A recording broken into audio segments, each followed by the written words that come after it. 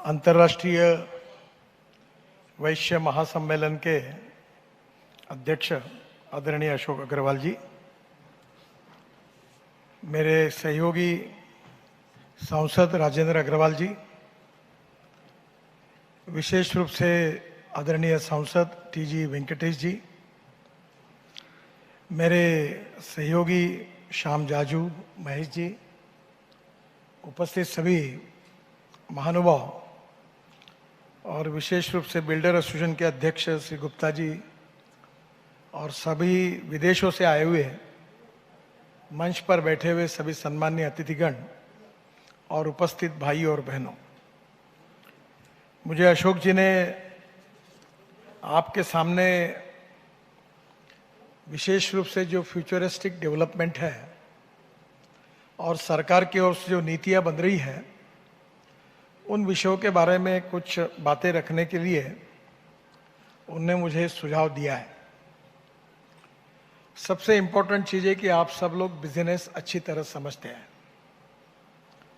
और बिजनेस में economic viability कौन से बिजनेस में है, कितना प्रॉफिट मिल सकता है और वो बिजनेस कैसे करना चाहिए, ये तो मैंने आपसे सीखना चाहिए, तो मैं आपको क्या बताऊं। आप में से कुछ लोग तो इतने होशियार है कि वो मिट्टी के भी इसमें कहीं जाएंगे तो वहीं से भी वो बहुत अच्छा प्रॉफिट कमा सकेंगे। मैं कुछ बातें आपको सोचने के लिए रखूंगा। वो सबसे इम्पोर्टेंट चीज़ हमारी इकोनॉमी में है जो लगातार बदल रही है, वह है technology, information technology, biotechnology, digitalisation, ये सब बातें हम लोग जानते हैं। तो सबसे पहले हमें टेक्नोलॉजी का उपयोग जितना ज़्यादा करेंगे उतना फायदा होगा। मैं अक्सर एक बात कहता हूं कि innovation, entrepreneurship, science, technology, research, skilled and successful practices, we name it as a knowledge, and knowledge is a super power, और conversion of knowledge into wealth is the future industrial approach for everybody. जो knowledge का conversion wealth में करना, ये सबसे important चीज है। और दूसरी बात भी मैं कहता हूं कि conversion of waste into wealth. जो चीज कोई काम की नहीं है, जो वेस्ट में पड़ी हुई है, वो वेस्ट की बात को हम लोग वेल्थ में कैसे कन्वर्ट करें। और दोनों बातों में टेक्नोलॉजी इंपॉर्टेंट है। तो टेक्नोलॉजी सेवी बनना और अपने बिजनेस में लगातार नए नए इनोवेशन, रिसर्च और टेक्नोलॉजी को समझते हुए आगे जाना, ये आपके बिजनेस में बहुत फायदेमंद हो सकता है। दूसरी जो इंपॉर्टेंट चीज है जो मैं आपके सामने रखने वाला हूं कि किसी भी देश में अगर हम जाते हैं, और आप में बहुत से बाहर से भी लोग आए हैं, तो हमारे देश में हमें कौन सी चीज इंपोर्ट होती है जिसका इंपोर्ट सब्स्टिट्यूट हम क्या ढूंढ सकते हैं। आपको पता है कि हमारे देश में कितने चीजें इंपोर्ट हो रही, मैं बाद में उसके कुछ एग्जांपल दूंगा। तो import substitute, cost effective, pollution free और इंडिजिनियस, ये चार बातों के आधार पर अगर आपने सोचा तो मुझे लगता है कि आपको बहुत इकोनॉमिक वायबिलिटी मिलेगी और अच्छा बिजनेस भी मिलेगा। जैसे इंपोर्ट सब्स्टिट्यूट है, वैसे एक्सपोर्ट ओरिएंटेड क्या करना है हमको। हमारे देश में कौन सी चीज है जो हम एक्सपोर्ट कर सकते हैं। तो ये दो बातों के बारे में अगर हम सोचेंगे तो आपको ये जानकारियां मिल जाएगी। और हमारे जो महानुभाव जिन देशों से आए हैं उनको ये पता है कि वो जिस देश से आए वहाँ से हम इंपोर्ट क्या कर सकते हैं और हमारे देश में किस बात की अभी दिक्कत है, शॉर्टेज है, और हमारे देश से हम कौन सी चीज़ ऐसी है जो उनको भेज सकते हैं, जो हम एक्सपोर्ट कर सकते हैं। ये दो बातों के बारे में अगर आपको समझ में आ जाएगी तो आप निश्चित रूप से अच्छा काम, बिजनेस में काफ़ी अच्छा काम कर सकते हैं। अब उदाहरण के लिए मैं बताऊंगा कि हमारे हिंदुस्तान में, पहले एक्सपोर्ट की बात करूंगा, कि हमारे देश में जो ऑटोमोबाइल इंडस्ट्री है उसका साइज 7.5 लाख करोड़ का है।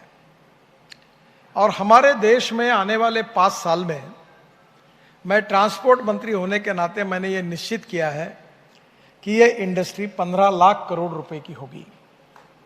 अब ये 15 लाख करोड़ की क्यों होगी? इसका कारण ये है कि हमारे देश में आज मर्सिडीज, BMW, हुंडई, होंडा सभी जितने आप वर्ल्ड में बेस्ट ब्रांड है वो सब हमारे देश में उपस्थित हैं। और ये ऐसी इंडस्ट्री है कि ये देश में सबसे ज्यादा रोजगार देने वाली कोई इंडस्ट्री है तो ऑटोमोबाइल इंडस्ट्री है। देश में सबसे ज्यादा रेवेन्यू सरकार को और राज्य सरकार और भारत सरकार को देने वाली है तो ये इंडस्ट्री है। तो अब ये इंडस्ट्री में अभी आपको पता होगा कि बजाज और TVS और हीरो, ये तीनों 2 व्हीलर मैन्युफैक्चरर्स उनका 50% प्रोडक्शन एक्सपोर्ट करते हैं। जो आपसे जो महानुभाव आए अफ्रीकन कंट्रीज से, वहां मैक्सिमम 2 व्हीलर बजाज, TVS और हीरो के 2 व्हीलर वहां जाते हैं। आज स्वाभाविक रूप से हमारी ऑटो रिक्शा सब जगह जाती है, टाटा महिंद्रा की ट्रक्स और बसेज जाती है। तो वर्ल्ड में ऑटोमोबाइल में बड़े प्रमाण पर हमने टेक्नोलॉजी को एक्सेप्ट किया है। अब ये जो ऑटोमोबाइल में पहले थे पेट्रोल और डीजल पर चलने वाली गाड़ियां थी, अब हमारे देश में हमने जो नीतियां निर्धारण की है उसमें से ethanol, methanol, biodiesel, bio CNG, LNG, electric और ग्रीन हाइड्रोजन, इन फ्यूल पर देश में काम चल रहा है, जिसका उल्लेख अशोक जी ने मुझे किया कि आप में से बहुत से लोग इसमें काम करना चाहते हैं। सबसे इंपॉर्टेंट यह है कि इथेनॉल, पहली बात तो ये हम लोग क्यों करें, इसमें क्यों जाएं? तो हमारे देश का अभी पेट्रोलियम का इंपोर्ट 8 लाख करोड़ का है और अगर 5 साल में ऐसी स्थिति रहेगी तो हमारे देश का इंपोर्ट होगा 25 लाख करोड़ का। तो 25 लाख करोड़ देश के बाहर जाएंगे तो हमारे देश की इकोनॉमी की हालत क्या होगी? और पेट्रोल डीजल के कारण कितना पोल्यूशन होता है ये दिल्ली वाले लोगों को मुझे बताने की आवश्यकता नहीं है। मैं एक बार लंदन में था तो एक भारतीय सज्जन मुझे मिले और मुझे बता रहे थे कि हम जाने वाले थे दिल्ली, हमने टिकट निकाल लिए थे, पर दिल्ली में इतना पोल्यूशन है कि हमने टिकट कैंसिल कर दिया। ये दिल्ली का रेपुटेशन है।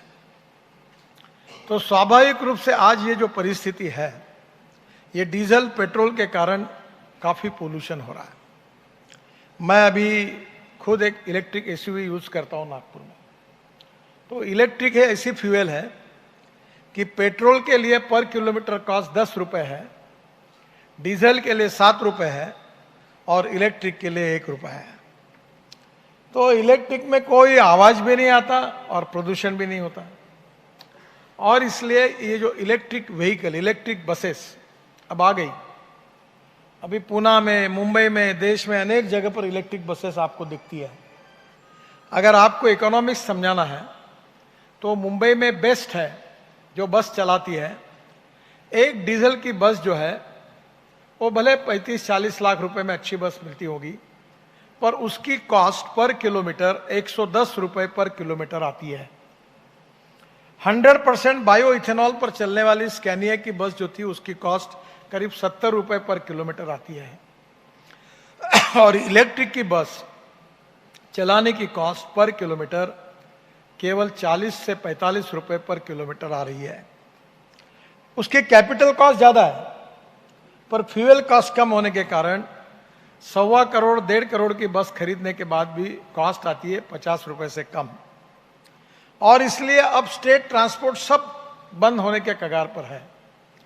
सभी राज्यों में जो स्टेट ट्रांसपोर्ट की जो बसेस है वो बसेस जो है वो लगभग भंगार में निकालने की स्थिति में, और अभी हमने स्क्रैपिंग पॉलिसी लाई है कि 15 साल के बाद नहीं चल पाएगी।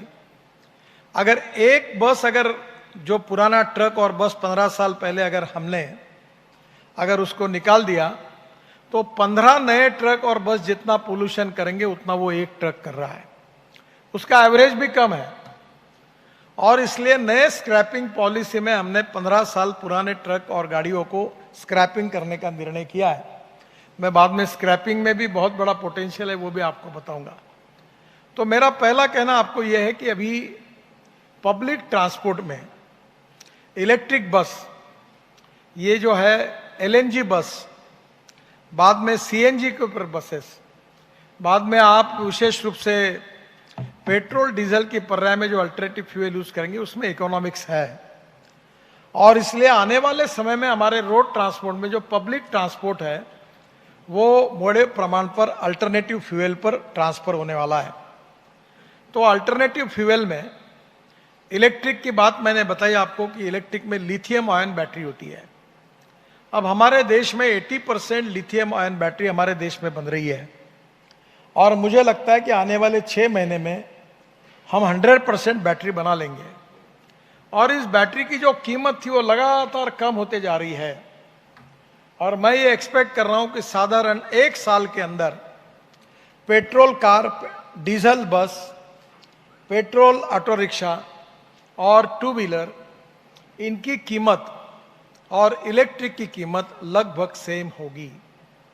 अगर इलेक्ट्रिक ये देशी फ्यूल है, हमारे देश में ऊर्जा तैयार होती है और हमारी टोटल ऊर्जा में 38% ऊर्जा सोलर से आती है।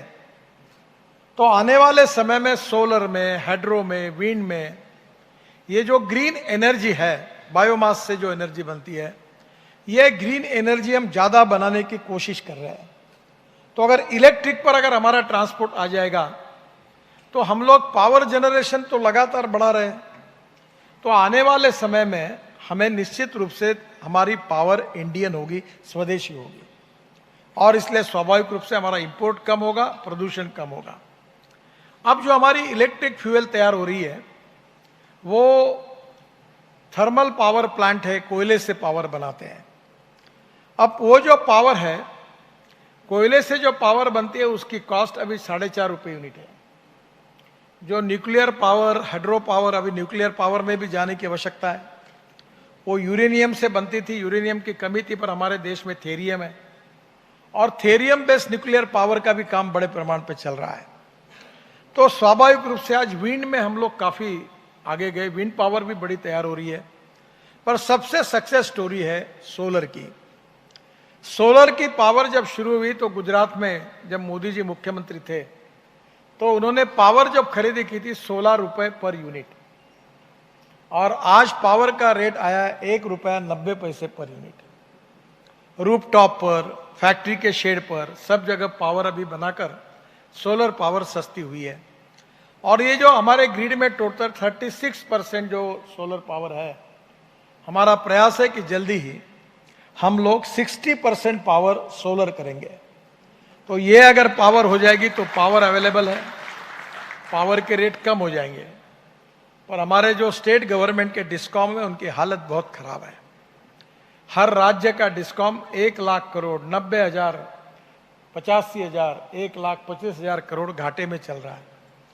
और इसलिए पावर में उनका प्रिंसिपल ये है, more generation more losses, no generation no losses. तो बोलते पावर तैयारी क्यों करना, क्योंकि ट्रांसमिशन, डिस्ट्रीब्यूशन और थेफ्ट, इसमें लॉस होता है। तो धीरे धीरे जनरेशन, ट्रांसमिशन और डिस्ट्रीब्यूशन भी प्राइवेटाइज होने वाला है, उसके सिवाय पर ही नहीं है। और इसलिए आने वाले समय में जनरेशन में भी काफी हमें ताकत है कि हम उसमें पावर जनरेशन में जा सकते हैं। ट्रांसमिशन में अभी जैसे प्रीपेड कार्ड है, मोबाइल फोन पर आपने लगा दिया, पैसे नहीं भरे तो मोबाइल बंद होता है। अब गैस लाइन भी, पाइप से गैस आएगा और इलेक्ट्रिक भी आएगी। आप कार्ड में पैसे भरो, जितना लगाओ उतना, जहां पैसे खत्म वहां बिजली गुल। तो अब सबको पैसे भरने पड़ेंगे। तो नेचुरली अब टेक्नोलॉजी के कारण अब आने वाले समय में निश्चित रूप से पावर काफी बड़े प्रमाण पर हमें लगेगी। इस साल शायद संभावना यह है कि अभी इकोनॉमी और बढ़ रही है, ग्रोथ रेट बढ़ रहा है और कोविड के बाद का समय अच्छा है। तो शायद अभी आने वाले दिसंबर, जनवरी, फरवरी, मार्च, अप्रैल में हमें पावर की दिक्कत पड़ सकती है। और इसलिए पावर की एक साइकिल है। अभी तक पावर सरप्लस थी, अब पावर शॉर्टेज हो रही है। तो 5-6 साल पावर के लिए अच्छे हैं। तो आज मैं आपको बताना चाहता हूं कि हमारा ट्रांसपोर्ट पावर पे आएगा तो ये जो मर्सिडीज, BMW, अभी मर्सिडीज ने भी इलेक्ट्रिक एसयूवी बनाई, अब धीरे धीरे सब टाटा की भी आई, महिंद्रा की भी आई, सबकी आई है। और आने वाले समय में इलेक्ट्रिक हमारे लिए अवेलेबल फ्यूल है। और इसमें जो लिथियम आयन बैटरी है उसमें भी संशोधन चल रहा है। ये जो बैटरी केमिस्ट्री है उसमें lithium ion, steel ion, aluminium ion और जिंक आयन पे भी काम हो रहा है। तो आने वाले समय में हमारी पेट्रोल डीजल की कार, ऑटो रिक्शा और स्कूटर ये इलेक्ट्रिक के कीमती बराबर होगी। संभावना ये है कि शायद उससे सस्ती होगी। तो इसलिए स्वाभाविक रूप से इस फील्ड में काफ़ी पोटेंशियल है। और हिंदुस्तान में अगर हम इलेक्ट्रिक गाड़ियां बनाएंगे तो अमेरिका में टेस्ला जैसी है, और एक अमेरिका में एक ट्राइटोन करके कोई था, वो भी अभी इंडिया में आए हैं। तो अब देश के, वर्ल्ड के सभी लोग हमारे आ रहे हैं। तो हमारे देश में अब सब electric car, electric buses, electric scooter, electric auto rickshaw हमारे लिए मिलेगी। अब इलेक्ट्रिक के साथ दूसरा हमने निर्णय किया है, वो है इथेनॉल का। इथेनॉल ये एब्सोल्यूट अल्कोहल है, और एब्सोल्यूट अल्कोहल आपको पता ही है कि आप में से कितने लोग ब्रांडी विस्की पीते हैं मुझे पता नहीं। दो अल्कोहल और ये अल्कोहल एक ही है। तो ये जो अल्कोहल बनता है ये हमारे शुगर मिल में जो मोलाइसेस निकलता है, जिसको हम शीरा कहते हैं, उससे बायो इथेनॉल बनता है। और आज बड़े प्रमाण पर 150-200 फैक्ट्री है। और देश में अभी हमारे यहाँ पेट्रोल में हमने करीब 22% इथेनॉल डालने का तय किया है, पर हमारे पास 5% इथेनॉल अवेलेबल है। 5% यानी 465 करोड़ लीटर। अगर ये हम 20% अगर डालेंगे पेट्रोल में तो हमें कम से कम लगेगा 2000 करोड़ लीटर। तो आज देश में अभी नई 250-300 नई इथेनॉल की फैक्ट्री आ रही है, और जो इसका इथेनॉल बनाएगी वो निश्चित रूप से भारत सरकार 5 साल का जैसा पावर परचेस एग्रीमेंट है वैसे इथेनॉल परचेस एग्रीमेंट करके खरीदने के लिए तैयार है। अब इसमें 1 टन शुगर केन से 4% मोलाइसेस निकलता है।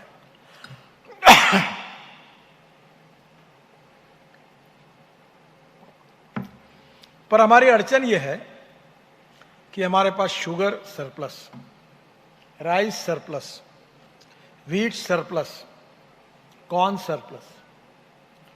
कॉर्न का भाव MSP ये हमारी करीब मार्केट MSP जो प्राइस है उससे भी कम प्राइस आज कॉर्न की हुई है। इसलिए कॉर्न से इथेनॉल बना सकते हैं। हमारे पास 350 लाख टन राइस पड़ा हुआ है। ये साउथ अफ्रीका में हम 14 और 15 रुपए में लो क्वालिटी का राइस खरीदी करके बिहार और बंगाल से बड़े प्रमाण पर एक्सपोर्ट हो रहा है।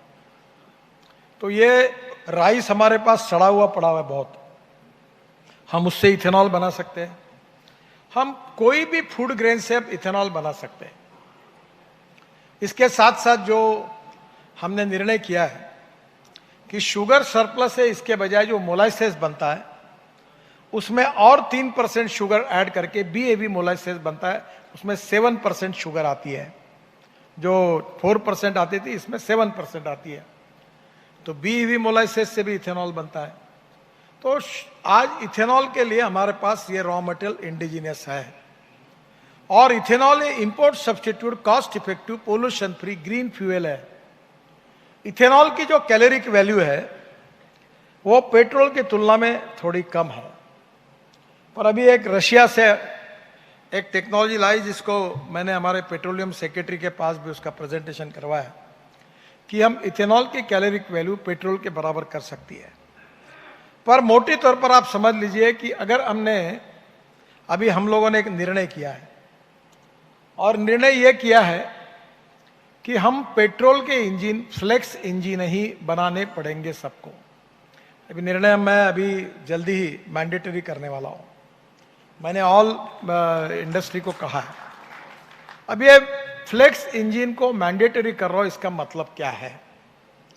इसका मतलब ये है कि जो मर्सिडीज, BMW, टोयोटो, होंडा, ये जितनी पेट्रोल पर चलने वाली गाड़ियां और बाइक है, स्कूटर है, ऑटो रिक्शा है, इनको फ्लेक्स इंजन होगा।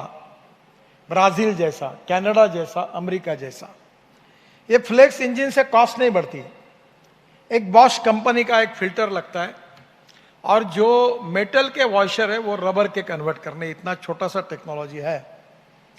और यूरो 6, अभी हमने यूरो 6 के इमिशन नॉर्म्स को हमारे विभाग ने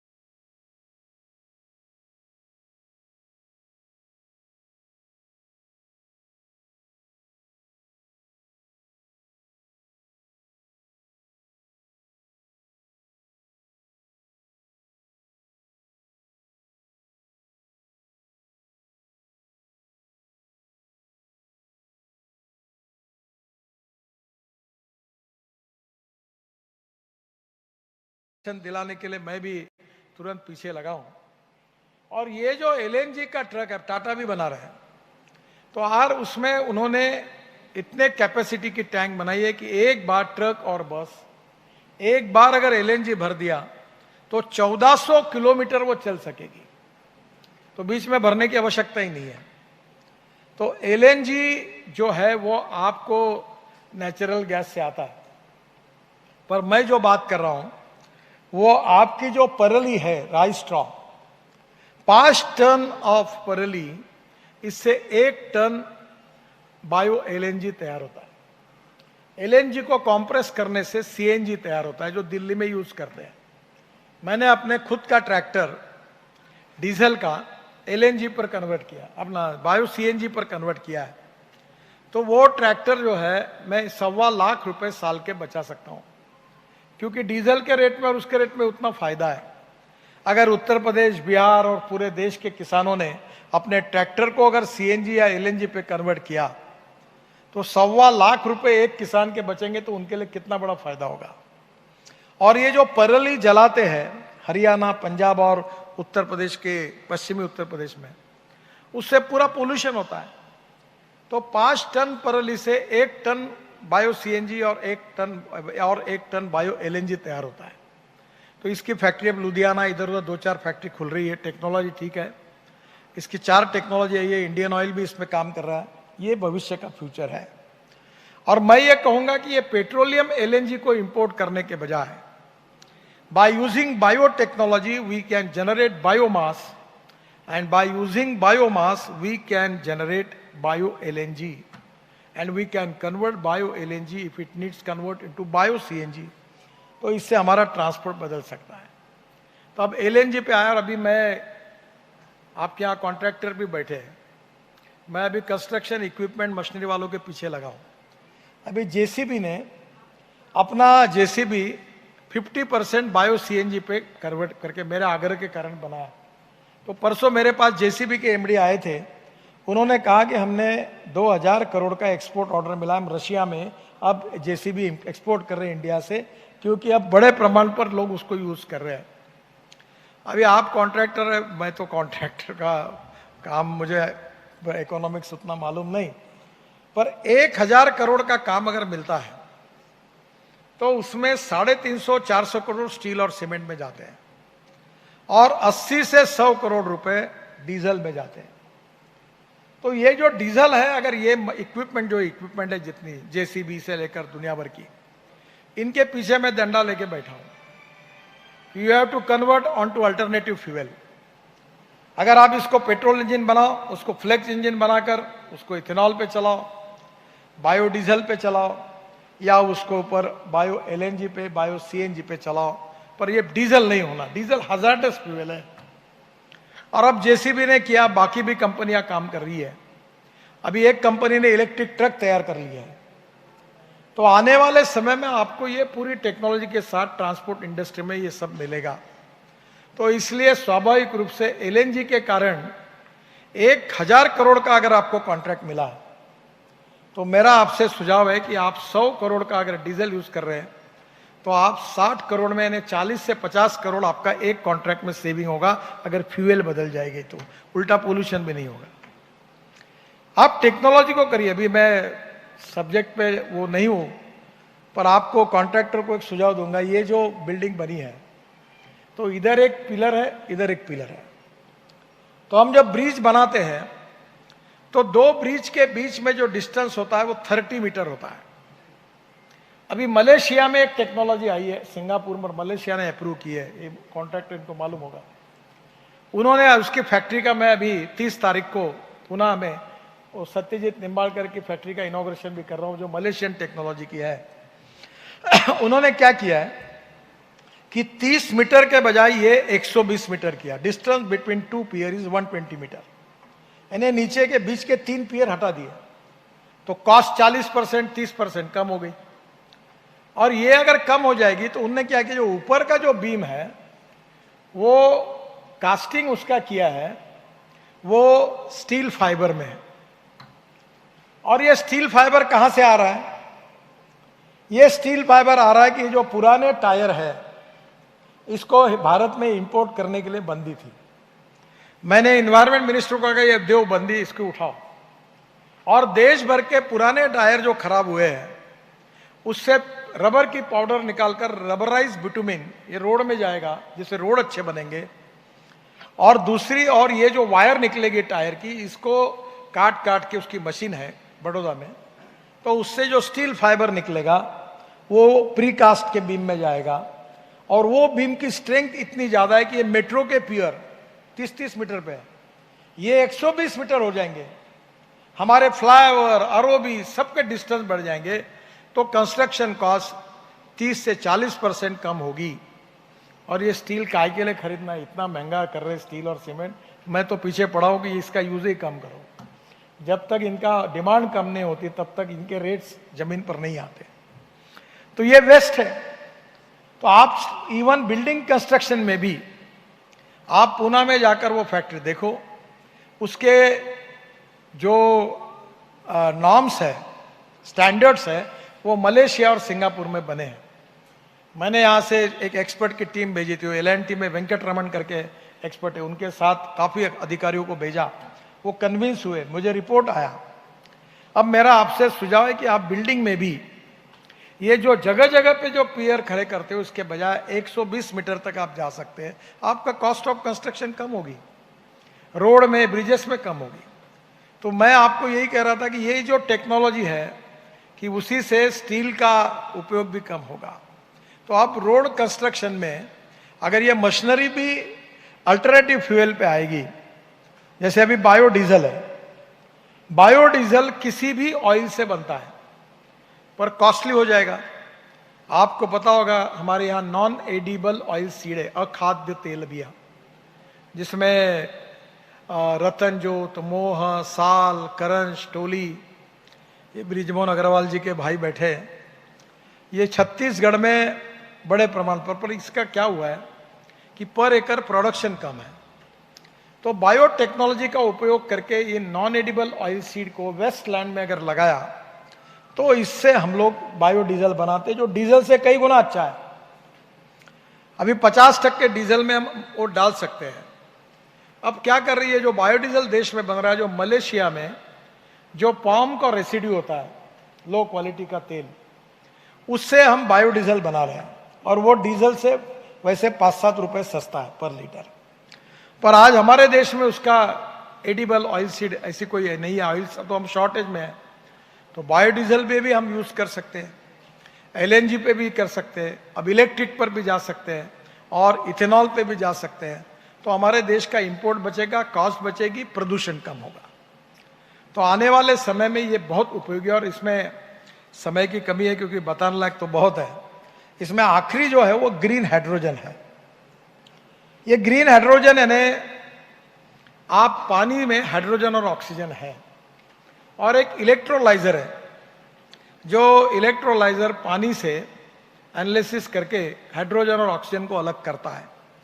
तो मैं अभी एक प्रोजेक्ट कर रहा हूं कि हमारे यहाँ, आपके यहाँ मथुरा में, मैंने एक मैं जब वाटर रिसोर्सेज मंत्री था तो मथुरा में मैंने एक प्रोजेक्ट किया कि मथुरा का जो स्लज था 80 mld, अब मथुरा इतना धार्मिक अपना शहर, इतनी गंदगी है वहाँ, तो मैंने वो 80 mld स्लज लेकर एक प्रोजेक्ट वहाँ डाला है यमुना के बाजू में। तो यमुना में पूरा प्रदूषण होता था, और वो प्रोजेक्ट ऐसा है, त्रिवेणी इंजीनियरिंग करके कंपनी ने लिया है, वो हाइब्रिड एन्यूटी में है, जैसे रोड बनाते हैं वैसे वो प्रोजेक्ट बनाया था। और वो ऐसा है कि उसमें से हर साल जो पानी शुद्ध होगा वो त्रिवेणी इंजीनियरिंग वो इंडियन ऑयल के रिफाइनरी को मथुरा में देंगे, उसके बदले में वो 20 करोड़ रुपए साल के वो त्रिवेणी इंजीनियरिंग को देंगे, और जो प्रोजेक्ट खड़ा होगा उसमें 40% सरकार के होंगे और 60% हाइब्रिड एन्यूटी में त्रिवेणी इंजीनियरिंग के होंगे, और प्रोजेक्ट लगभग पूरा हुआ। तो ये जो गंदा पानी है, मैं हमारे शहर में 7 साल पहले हमारे शहर का जो सीवेज वाटर है, टॉयलेट का पानी, हम महाराष्ट्र सरकार को भेजते हैं, और जब मैंने इसका जिक्र किया कि ये पानी बेचेंगे तो लोग मुझे हंस रहे थे। हमारे मेयर बोले आप कुछ भी बोलते हो, ये कैसे संभव है। पर आज हमारी म्यूनिसिपल कॉरपोरेशन टॉयलेट का पानी बेचती है और हमको 300 करोड़ रुपए साल की रॉयल्टी मिलती है, 300 करोड़ रुपए। तो अभी हमने तय किया है कि वो पानी में हमारा जो कचरे का डंप यार्ड है वहाँ हम सोलर पावर तैयार करेंगे रूफटॉप, और सोलर पावर फुकट में होगी, और वो पावर में पानी फुकट में होगा, और इलेक्ट्रोलाइजर से ग्रीन हाइड्रोजन बनाएंगे। अब मैं ये सब बातें लोगों का विश्वास ही नहीं पड़ता। अभी मैंने परसों विक्रम किर्लोस्कर को कहा कि मुझे ग्रीन हाइड्रोजन की गाड़ी दो दिल्ली में, अभी 1 महीने में ले रहा हूँ, और फरीदाबाद में इंडियन ऑयल ग्रीन हाइड्रोजन बनाती है, तो वो डाल के मैं कम से कम ग्रीन हाइड्रोजन 100% घुमाऊंगा, तब लोगों को पता चलेगा कि ये अच्छा है, जैसे अभी इलेक्ट्रिक पा है। तो ग्रीन हाइड्रोजन ये पेट्रोल डीजल से कई गुना अच्छा है। और भारत में अभी जैसे cement factory, chemical factory, steel factory, हम कुकिंग कोल इंपोर्ट करते हैं। अगर हमने ग्रीन हाइड्रोजन तैयार किया और स्टोरेज किया तो हमारे केमिकल, सीमेंट, स्टील सब इंडस्ट्री में जो थर्मल कोल लगता है बॉयलर में डालने के बजाय, उसके बजाय हम लोग ये ग्रीन हाइड्रोजन यूज करेंगे पानी से, तो हमारा इंपोर्ट भी बचेगा, प्रदूषण भी बचेगा और कॉस्ट भी बचेगी। ये भविष्य की टेक्नोलॉजी है। अभी मैं शुगर में आपको बताने के लिए भूल गया, अभी थर्मेक्स कंपनी ने ऐसा बॉयलर निकाला है कि डिस्टिलरी में जो स्पेंट वॉश निकलता है वो स्पेंट वॉश बॉयलर में जलता है पूरा, और उसमें से पोटैश निकलता है, और पोटैश हम पूरा इंपोर्ट करते हैं। तो भारत सरकार ने अब पोटैश पे ऊपर, ये जो पोटैश निकलेगा एक डिस्टिलरी में 100 टन पर डे निकलेगा, तो ये पोटैश जो है ये हम किसानों को फर्टिलाइजर के लिए दे सकते हैं। यानी waste to wealth and knowledge to wealth, ये 2 बेसिक फिलॉसफी है। और इसलिए ये ट्रांसपोर्ट सेक्टर में तो काफी बड़ा बदलाव हो रहा है, और भविष्य में हम ऐसी देश को तैयार करना चाहते हैं कि जहां हम 1 रुपए का इंपोर्ट नहीं करेंगे, उल्टा हम एक्सपोर्ट करेंगे। हमारे संघ चालक जी बैठे, हमारे सुदर्शन जी, मैं जब उनके साथ था तो उन्हीं से मैं ये बात बेचारे कहते कहते थक गए। ना कोई संघ में उन पर विश्वास रख रहा था कि ये कैसे होगा, मुझे बताते थे तो मैं बोला सुदर्शन जी आपके बाद मैं करते रहूंगा ये, क्योंकि ये स्वदेशी का विचार है, ये राष्ट्रवादी विचार है। हम क्यों इंपोर्ट करें, और जहां से पेट्रोल डीजल इंपोर्ट करके जो धनवान बने हैं वही लोग फिर आतंकवादियों को भी फाइनेंस करते हैं। अगर ये पेट्रोल डीजल अपना, we are number 3rd in the world import में, अगर इंपोर्ट नहीं करेंगे तो हमारे देश की अनेक समस्याएं सुलझाई जाएगी। और इसलिए ये ग्रीन हाइड्रोजन भी एक फ्यूचर है। तो ग्रीन हाइड्रोजन पानी से बनता है, वैसे वेस्ट से बनता है। ये म्यूनिसिपल वेस्ट को सेग्रीगेट करके उसमें से मेटल अलग निकालकर, ग्लास, कॉपर, एल्यूमिनियम अलग करके, फिर उसमें जो ऑर्गेनिक वेस्ट है उससे हम ग्रीन हाइड्रोजन बना सकते हैं। ऑर्गेनिक वेस्ट से मीथेन निकाल सकते हैं बायोडाइजेस्टर में, और उससे CO2 अलग करके बायो CNG निकाल सकते हैं, और CO2 को इथेनॉल और मिथेनॉल में भी कन्वर्ट कर सकते हैं। तो टेक्नोलॉजी बहुत है, और आपको समय के साथ जो बदलेंगे वही है। नहीं तो वही बात होती है कि गेहूं के बोरे पे बैठकर पिताजी ने भी धंधा किया और बच्चा भी वही कर रहा है, ऐसा नहीं होगा। समय के साथ बदलना होगा और टेक्नोलॉजी को अपनाना होगा। अभी जैसे मैंने कहा कि स्क्रैपिंग पॉलिसी है हमारे देश में, देखो दुर्भाग्य कैसा है। हमारे देश में कॉपर है, हम कॉपर इंपोर्ट कर रहे हैं। हमारे देश में एल्यूमिनियम है, हम एल्यूमिनियम इंपोर्ट कर रहे हैं। हमारे देश में कोयला है, हम कोयला इंपोर्ट कर रहे हैं, क्योंकि हमारे देश में कोई काम ही नहीं करने देता। वो जो आता बोलता काम बंद करो, माइन मत खोलो। ये बात जरूर है कि इकोलॉजी एंड एनवायरमेंट इंपॉर्टेंट है। मैं कहता हूं कि एक झाड़ भी पहले तो झाड़ काटो ही मत, उसको ट्रांसप्लांट करो। अभी ये आपका गुड़गांव का द्वारका एक्सप्रेस हाईवे बना है, उसमें हमने 12,000 पेड़ को ट्रांसप्लांट किया है। स्टेट ऑफ आर्ट प्रोजेक्ट है, यही नजदीक है। और वहीं से मैं अभी एक टनल डाल के एयरपोर्ट के नीचे से वसंत विहार लेके जा रहा हूं, और आपको डायरेक्ट एयरपोर्ट भी आ सकेंगे। तो पूरा यहाँ का ट्रैफिक जाम चला जाएगा। वो पूरे 12,000 ट्री हमने उसमें ट्रांसप्लांट किए हैं, सक्सेसफुली किए हैं। तो पेड़ के बजाय एक पेड़ अगर ट्रांसप्लांट करेंगे तो 5 नए पेड़ लगाएंगे 3 मीटर 4 मीटर के।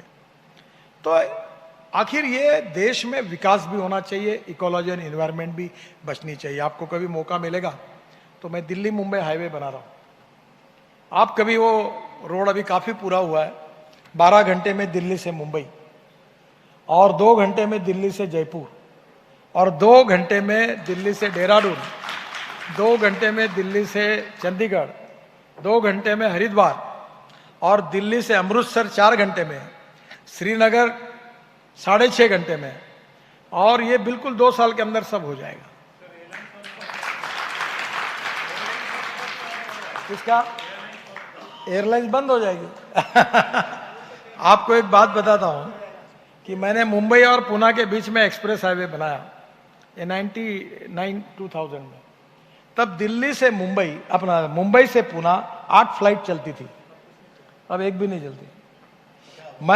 मैंने ये अपने स्पाइस जेट वाले जो है अजय कुमार, उसको पहले ही बताया कि 2 साल के अंदर तेरी दिल्ली से चंडीगढ़, दिल्ली से देहरादून, अमृतसर सब फ्लाइट में बंद करने वाला हूं।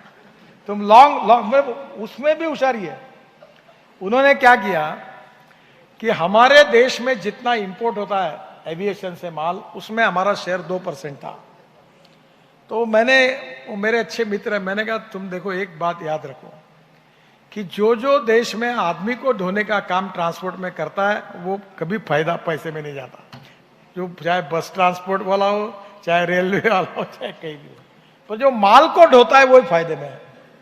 तो कोविड के कार्यकाल में स्पाइस जेट ने अपने विमानों को गुड्स ट्रांसपोर्ट में कन्वर्ट किया, तो हिंदुस्तान का शेयर 2% से 22% हुआ, और उसमें 19% शेयर स्पाइस जेट ने लिया, 19%। तो मेरा कहना यही है कि भाई अलग अलग बिजनेस में अभी मैं कोशिश कर रहा हूं कि ब्राजील में हवाई जहाज में 50% इथेनॉल डालते हैं एविएशन फ्यूल में।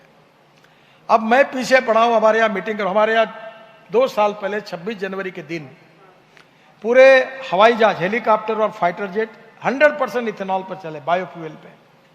और उस समय स्पाइस जेट का एक विमान देहरादून से हमने दिल्ली लाया। अब इसके बाद अगर हवाई जहाज में 50% उत्तर प्रदेश, बिहार, महाराष्ट्र, कर्नाटक, तमिलनाडु के गन्ना उत्पादक किसानों ने तैयार किया हुआ इथेनॉल अगर उसमें 50% जाएगा तो इंपोर्ट भी बचेगा और किसानों की भी उन्नति होगी। और ये कोई कठिन नहीं है, ये होगा। तो मैं आपको यही कहना चाहता हूं कि इस प्रकार से ट्रांसपोर्ट सेक्टर में जो आखिरी बात मैं आपको कहूंगा वो है पब्लिक ट्रांसपोर्ट ऑन इलेक्ट्रिसिटी। अभी आपको ट्रॉली बस रहती थी, विदेशों में है, तो मैं एक कंपनी के साथ काम कर रहा हूं, अभी फाइनल नहीं हुआ है, वो विचारों में है कि दिल्ली मुंबई को, दिल्ली जयपुर तक हम लोग एक लेन को पूरी केबल लगा दें। और जैसे रेलवे का इंजन चलता है, अभी रेलवे को भी ग्रीन हाइड्रोजन पर इंजन चलते हैं, लंदन में है, यूके में ट्रेन चल रही है ग्रीन हाइड्रोजन पर। तो हमारी ट्रेन जो है वो ग्रीन हाइड्रोजन पर चलने का दिन अब दूर नहीं है। तो अब मैंने उनको कहा कि ये हाईवे पे ट्रक 40 टन का ट्रक ऊपर में इलेक्ट्रिक लग जाएगी, और दिल्ली से मुंबई जो ट्रक अभी 48 आवर्स लगते हैं, नहीं 48 नहीं 60 आवर्स लगते हैं, वो ट्रक 24 घंटे में, 22 घंटे में दिल्ली से मुंबई चला जाएगा। अब लोग बोलते तुम टोल क्यों लेते हो? अशोक जी मुझे पूछ रहे थे, भाई आप अगर दिल्ली का मुंबई का ट्रक 60 घंटे के बजाय अगर 20 घंटे में पहुंच जाएगा, 22 घंटे में पहुंचेगा, तो डीजल कम नहीं लगेगा, समय की बचत नहीं होगी। महीने में 4 ट्रिप 5 ट्रिप मार रहे तो 8 ट्रिप मारेंगे तो ज्यादा भाड़ा नहीं मिलेगा। तो फिर हमने टोल लिया तो क्या बिगड़ा? हम भी कर्जा निकाल के रोड बना रहे हैं। आप बोलोगे हम टोल नहीं देंगे तो हम रोड नहीं बनाएंगे, हमारे पास पैसे नहीं है, तो फिर आप रोड कैसे बनाएंगे? अब आपको यहाँ इस होटल में आपने कॉन्फ्रेंस ली तो किराया दिया होगा ना, ये 5 स्टार होटल है ना, यहाँ का चाय 300 रुपये कप मिलता है। अगर अशोक जी चाहते तो रामलीला मैदान पर बिठा देते सबको, तो फुकट में हो जाता है। If you want good services you have to pay for it. और ये कोई भुर्दंड नहीं है। अगर दिल्ली से देहरादून 2 घंटे में जाओगे, अभी कितने पहले 8 घंटे लग रहे थे ना, 10 घंटे लग रहे थे, तो 8 घंटे का पेट्रोल डीजल गेयर बदल बदल के ब्रेक मार मार के जा रहे हो, समय भी बचेगा, पेट्रोल भी बचेगा, उसका थोड़ा बहुत हमको दो। तो ये कोई भुर्दंड नहीं है, ये चार्ज नहीं है, और इसलिए अभी हम वो इलेक्ट्रिक पर कन्वर्ट करने की कोशिश कर रहे हैं। बाद में रोपवे, केबल कार, फेनिकुलर रेलवे, इसका भी काम मेरे पास है और अभी हम उस पर भी काम कर रहे हैं। करीब हिल एरिया जो है वहाँ हम लोग ऐसे ऐसे डीजल से रोड से फूकते हुए जाते हैं, इसके बजाय डायरेक्ट 5-7 मिनट में ऊपर चले जाएंगे। तो बड़े प्रमाण पर अभी हिमाचल प्रदेश में 15 रोपवे बना रहे हैं। तो ये मुझे आपको यही कहना है कि इसमें भी काफ़ी पोटेंशियल है, और आने वाले समय में हमने गंगा में, हमने जलमार्ग बनाया, और मेरा सपना था कि सोनीपत और पानीपत में भी यमुना को शुद्ध करने के लिए मैंने प्रोजेक्ट डाले, वो भी पूरे हुए। दिल्ली को 6000 करोड़ रुपए दिए यमुना की गंदगी पानी दूर, वो भी प्रोजेक्ट लगभग पूरे होते आए। और मैंने उस समय वाराणसी से हल्दिया जलमार्ग बनाया, 3 मीटर का ड्राफ्ट मेंटेन करके। हल्दिया से बंगाल की खाड़ी है, और बाद में ब्रह्मपुत्रा में पूरा ड्रेजिंग कर दिया, और बांग्लादेश में जाकर वहां के प्रधानमंत्री जी के रिक्वेस्ट पर 250 किलोमीटर जाकर मुंगली पोर्ट तक भी रोड बना दिया, वाटरवेज, वहां भी ड्रेजिंग कर दिया। अब मेरी कल्पना ये थी कि केशव मौर्य जी मेरे पास आए, पीछे पड़े कि वाराणसी को प्रयागराज से जोड़ो, तो वो भी मैंने 1.5 मीटर 2 मीटर का ड्रेजिंग कर दिया है। अब इलाहाबाद से यमुना जो होती है, गंगा और यमुना का संगम है, वहां से ड्रेजिंग करके अगर हम दिल्ली आएंगे और दिल्ली से होकर पानीपत सोनीपत से शुरू करके अगर यमुना में ड्रेजिंग करेंगे, तो मेरी कल्पना ये थी कि south east Asia, Indonesia, Malaysia, China, north east, यहां का माल पानी से जाए। अब लगभग 70% काम मैंने कर दिया, यमुना केवल बाकी रही, वो भी वर्ल्ड बैंक में मैंने सबमिट किया था रिपोर्ट, अब वो डिपार्टमेंट मेरे पास नहीं है। पर आप समझिए कि मैं जो बात कह रहा हूं वो कितने आपके फायदे की है। अगर आप रोड से जाते तो 10 रुपए खर्चा, रेलवे से जाते तो 6 रुपए खर्चा, और पानी से जाते तो 1 रुपए खर्चा।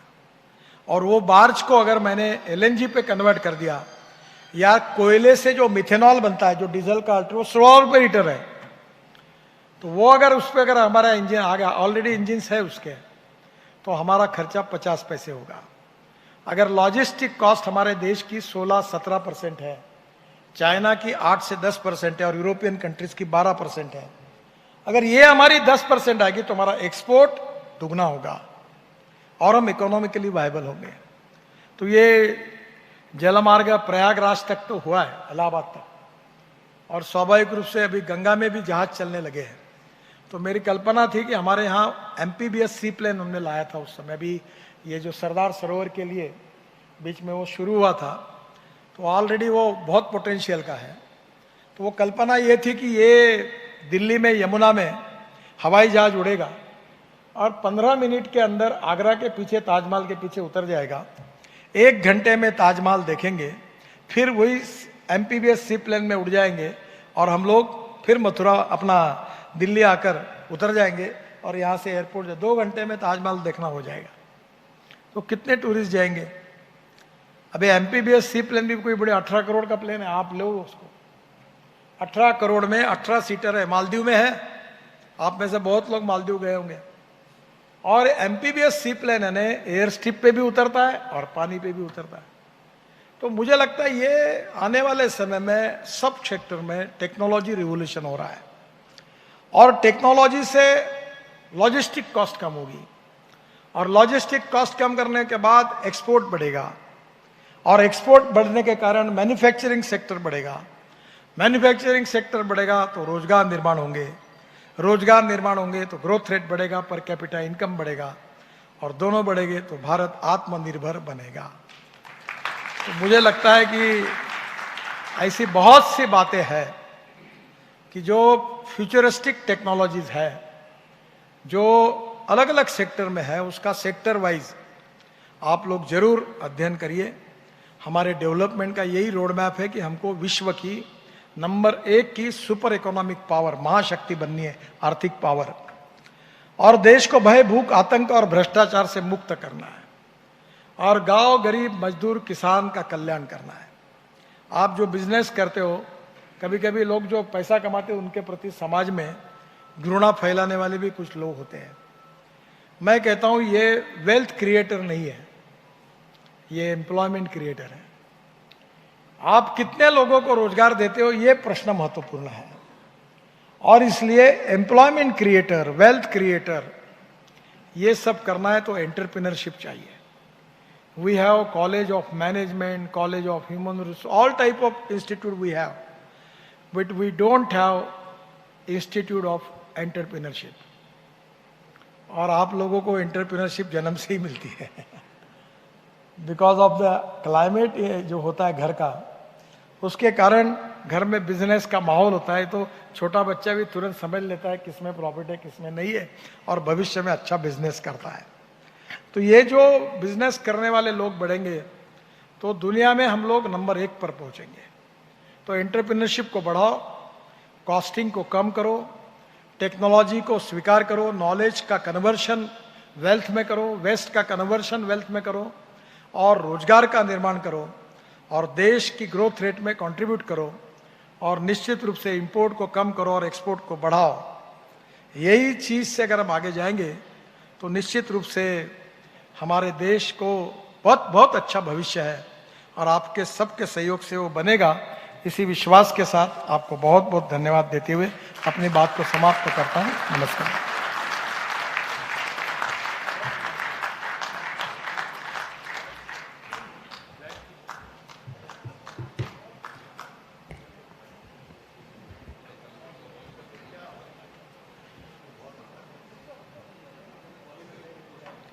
Thank you so much, sir. I'll request sir to start the question answer.